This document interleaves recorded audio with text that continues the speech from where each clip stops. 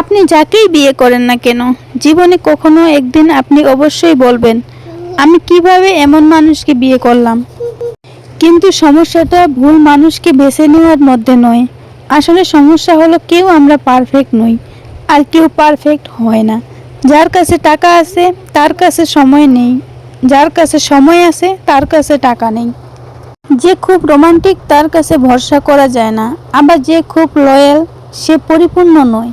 সে সবসময় সত্য কথা বলে, তাকে কথা তেতো লাগে।